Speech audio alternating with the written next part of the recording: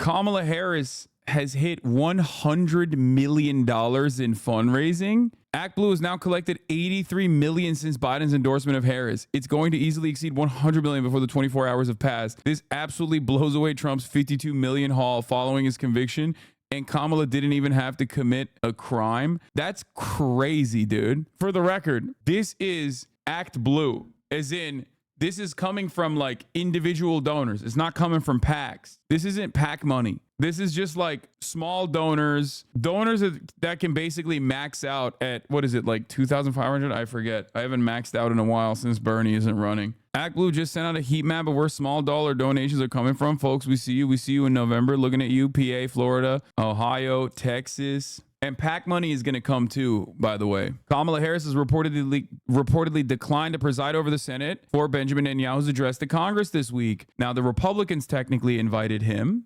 But having said that, this could be partisan or this could be another indication of where she's going. I need to see more. I need to see a lot more from Kamala on the issue of Israel. But I think this is good.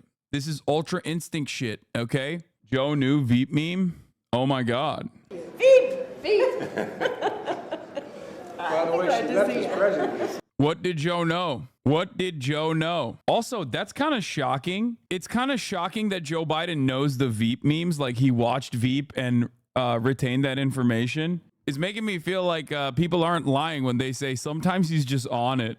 Veep is a phenomenal show by Armando Iannucci, one of my favorite like political satirists. It's great. It's really funny. I highly recommend his entire body of work. But Veep is great. Death of Stalin is another one. That's kind of funny, kind of cool. But yeah, let's get started. Biden is dropping out of the presidential race and endorsing Harris in a historic decision. I'm going to pee real quick, but let's get started. Let's start with Ed O'Keefe, who's in Rehoboth Beach, Delaware, where President Biden still isolating with COVID. Ed, it's been a remarkable 10 days. It changed American politics. You've been there every day of it. Good morning once again. Good morning, Tony. The president's doctor says his condition has dramatically improved over the weekend as he continues recovering from COVID-19. He made this momentous decision Saturday night here at his home in Rehoboth Beach with just the First Lady and 4 trusted aides by his side. He called the vice president Sunday morning to tell her, and then just a handful of staff before the rest of us found out. That was crazy. I guess he just didn't trust. I guess he didn't trust his... Great news. Manchin says he wouldn't serve as Harris's VP. Bro, who asked? Joe Manchin, shut your bitch ass up. Ain't nobody cares about this dumb fuck, bro. He's just personally, he's got like 2 fucking dumbass donors and like Matty Iglesias on his side. And he thinks that there's motion here. There is no motion. Joe Manchin, you have no motion. Joe Manchin, a competent administration will be coming after you and your fucking family members for inappropriate dealings and conflicts of interest a mile long. You're irrelevant. You dropped out of the Democratic Party. Fuck you. I can't stand this motherfucker, bro. I swear. Oh, I won't be vice president for Kamala Harris. It's like, nobody wants you to be Kamala Harris's VP, man. Who the fuck asked? The unprecedented campaign shakeup comes more than 3 weeks after Biden's debate against former President Donald Trump. Look, if we finally beat Medicare. The 81-year-old's performance raised doubts about his mental fitness and led to mounting pressure to step aside from Democratic allies. Biden was defiant against those calls for weeks. Come on, guys. It's a little disrespectful. It's a little disrespectful to keep pointing to this. You know what I'm saying? It's like, we know he fucked up. All right. We know. Yeah, his brain is no good. He dropped out. Now it's a little fucked up to keep posting his highlights like this. The debate was the best thing that happened to the Democratic Party. I mean, I agree. It's their incompetence. It's the Biden re-election campaign's incompetence that actually gave us this opportunity. House Speaker Mike Johnson continued to test a line of attack against the Democrats on Sunday morning. It would be wrong and I think unlawful in accordance to some of these states' rules for a handful of people to go in a back room. Really?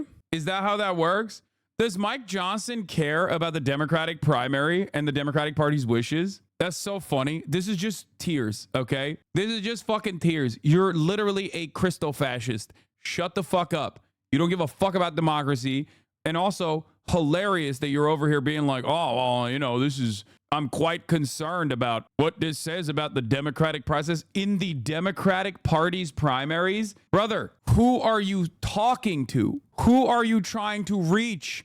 Are you trying to reach the fucking the Biden or busters? They do not exist. People that went into the Democratic Party's primaries and voted for Joe Biden are the most deep blue loyalists you've ever seen. Not a single one of those votes will not be cast for whoever the fuck is on the ticket. This is not like Bernie Sanders. Even with Bernie Sanders, there wasn't a significant percentage of Bernie voters who busted and refused to vote for Hillary Clinton, even though the media constantly framed it as such. But these guys are not even going to be that percentage, okay? I do not know a single, and I do not believe there's a significant percentage of Biden or busters out there that are like, oh, Kamala Harris? Fuck no, I'm not voting. Wait, are you pro Harris? Is she the best choice for you? No, of course she's not the best choice for me. But I wear multiple different hats. Sometimes I wear a Trump hat. Sometimes I wear an elections analyst hat. A lot of times when I talk about like how a candidate is viewed by the broader electorate, like with Joe Biden, I made it known that my own personal opinion was irrelevant in terms of Joe Biden's reelection chances, because my own personal choice in the matter was that I was not going to vote for Joe Biden. And I said it pretty publicly. It is something that I've never said before in any of the elections that I've covered since 2016. Even then, when I talked about Joe Biden having to be swapped out, it wasn't just for my own personal hatred for Joe Biden's policies on Gaza. It also was a broader analysis on the way that like the public, the voting public, the voter eligible public viewed him. Do you see what I'm saying? Pretending to be concerned for Democrats who supported Biden is just disgusting. Yeah, that's really funny. I love that, though, because that narrative would work if there was like some ideological fissure between Joe Biden and the rest of the Democratic Party. But Joe Biden historically is a center-right Democrat. So there is no ideological division between Joe Biden and whoever the fuck is going to be at the top of that ticket. Do you understand what I mean? So obviously, this narrative doesn't work. It's a failed narrative. They should throw this aside immediately. I mean, I'm happy with them not casting it aside and continuing to like hammer this narrative and be like, the wishes of the Democratic primary voters are not being reflected. It's like, it's very stupid. Okay. It's a very dumb narrative. But let's continue. Switch it out because they don't like the candidate any longer. Last night, he called on Biden to resign immediately because... By the way, that's precisely how this works. The notion that like, oh, you don't get to switch it out because you don't like the candidate. Like, no, that's exactly how that works, actually. Like, that is what a competent party would do. And you're just mad that the Democrats, for once in their goddamn lives, were able to do something that a competent party would do. What is this? It is the weirdest thing to me. Democrats say that it is racist to believe, well, they say it's racist to do anything. This is a really bad narrative. This sucks. This is so 2016 coded. Yeah, good luck, dude. Good luck, guys. Hey, Joe Biden was president for the past 4 years. I don't know if you know that. He is literally racist. Joe Biden, who was the Barack Obama administration's hand-selected candidate, was hand-selected because he had a track record of being kind of racist and routinely making off-color remarks, okay? Good luck, though. Yesterday, and one today. I'm sure they're going to call that racist, too, but... I'm going to tell you something, okay? If drinking Diet Mountain Dew is racist, I'm a Klans member. Okay? Ain't nobody's out here saying drinking Diet Mountain Dew is racist. What a dumb fucking argument. You can't whip up this kind of narrative, dude. You can't do that. It's good. I love you guys. No aura. No aura. Zero aura. Some reports that they're regretting picking Vance. Oh, you think? I mean, yeah, duh. He literally is like, he is the most fake Ohio motherfucker I've ever encountered, dude. What do you think of the legal battle that the right will inevitably try to fight? Keep Kamala's name off the ticket. Obviously has no validity, but do you think it'll impact the media voter response? It'll impact the media and voter response in a negative way if the Democratic Party actually uses this to their advantage. There's two avenues of attack against Kamala Harris that are unsuccessful, and one avenue of attack against Kamala Harris that is successful. The successful one is immigration. She's the border czar. They could say that she's responsible for all of the immigrant crimes that are occurring, And the Democrats don't have a very effective counter to that because they've leaned on that narrative that like immigrants are actually responsible for a shit ton of crimes. And that's why the Democratic Party is the one that's going to be the anti-immigration party, which is really stupid. Absolutely zero people think that the Democratic Party is going to be an anti-immigration party. They would, all you've done in that situation is basically look at your opponent on their strongest position and give them props for having such strongly held convictions, even though the narrative that is set is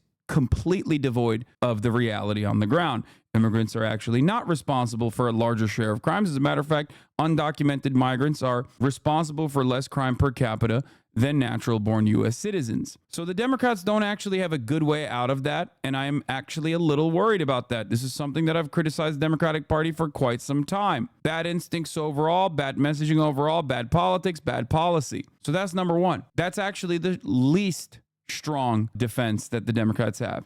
Having said that, there's two avenues of attack that are bad and have immediate counters. Two avenues of attack that are bad that have immediate counters. Kamala Harris is a woman. They do some misogynistic shit, right? They're like, oh, she fucked her way to the top. She's DEI. She's stupid. If the Republicans say these racist and misogynistic things, a smart way to recenter that conversation around not like being a victim of misogyny or whatever, but instead a smart way to counter that conversation would be to go, of course you're going to say this. After all, you're the party that restricted women's access to abortion. That's it. Immediately recenter all of the misogyny back to the abortion conversation. That's the strongest thing that the Democrats have right now. Another angle is like, oh, you fucked your way to the top, but like Donald Trump is a sex pest. He literally has court cases. He has a defamation suit, double defamation suit against E. Jean Carroll. What are we doing here? You really want to have that conversation? Not exactly great. That's another avenue of attack that has a very quick deflect. The other thing that they can do, this legal battle that they want to launch, that's loser shit. And that's loser shit in the way that the Republican Party actually attempted and failed to do so in the 2020 election. They lost the election and they tried to steal the election through legal and illegal methods. So immediately, that's another strong suit for the Democratic Party. They could just turn around and go, oh, really? You want to fight this in the courts instead of fighting this in November? Didn't you do that last time around as well? Remember January 6th? How well did that play out for you? So those are really effective counters that you have. So if they try this shit, if they try this like whole, oh, we're going to keep Biden on the ticket, even though he has not been the nominee, like he has not been appointed as a nominee, the convention hasn't happened yet. Even if they try to do that, a successful PR campaign can completely take those arguments and flip them and turn the narrative back to two issues that the Republicans are very weak on. What are the two issues the Republicans are very weak on? They want to fucking destroy democracy, okay? In the eyes of the broader electorate, Republicans are chaotic. They want to destroy democracy. They want to be a fucking dictator, okay? That's number one. And the second one is abortion. They took away women's bodily autonomy. Anytime a blonde, blue-eyed woman in a state like Texas is having complications due to an ectopic pregnancy and they can't get a fucking abortion in that state, that's on the Republicans. That's very important, and they need to hammer that shit in. Kamala Harris is a woman. Automatically, that's going to be a conversation point. Anytime people talk about IVF, Kamala Harris could turn around and go, Republicans want to take away IVF. Southern Baptist Church got together and was openly saying, we need to restrict IVF only a couple months back. These guys are fucking crazy. So that, like I said, is an attempt from the Republican Party that will lead to utter failure. Damn, they should hire you. They should.